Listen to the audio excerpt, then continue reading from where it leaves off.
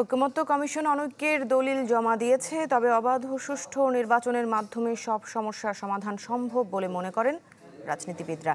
তাদের অভিযোগ, আসন ভাগাভাগির জন্য গণভোটের ইস্যু এখন পলিটিক্যাল স্ট্যান্ড।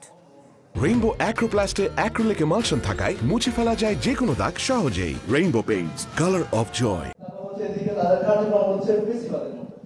রাজধানীর একটি হোটেলে সিজিএস এর সংলাপ, যেখানে অংশ নেন তরুণ রাজনীতিবিদ সহ বিভিন্ন দলের নেতারা। আমাদের অনেকের কাছেই চলমান সংলাপে বক্তারা বলেন, যেসব বিষয়ে একমত হয়েছে সব দল, তাতে ঐক্য ধরে রাখা উচিত ছিল কমিশনের।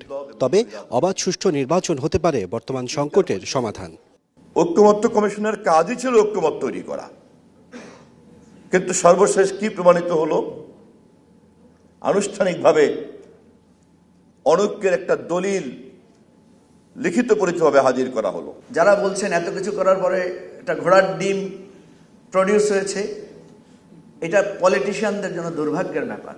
জুলাই সনদে মুক্তিযুদ্ধের সঠিক ইতিহাস স্থান পায়নি অভিযোগ করে বক্তারা বলেন, সনদ সই হওয়ার পর ভিন্ন অবস্থান নিয়েছে কমিশন। কেউ কেউ গণভোটকে রাজনৈতিক স্ট্যান্ড বলেও আখ্যা দেন। এই মুহূর্তে গণভোট করতে হবে, সেটা আমাদের কাছে সংবিধান সম্মত না এবং আমরা এটা প্রয়োজনীয় মনে করি নাই। এইটা একটা রাজনৈতিক স্ট্যান্ড, এবং টু বি অনেস্ট বলছি, কেউ কেউ 10-15টা সিট নিয়ে বার্গেনিং করতেছে। তারা যদি 10-15টা সিটের আশ্বস্ত দেয়, সে এই দাবি থেকে সরে যাবে।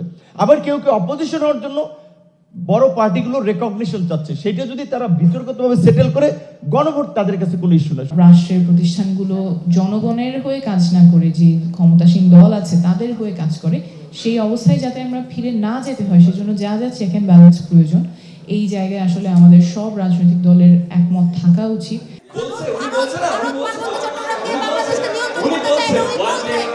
সংলাপে উঠে আসে পার্বত্য ইস্যুও। এতে দেখা দেয় কিছুটা উত্তেজনা।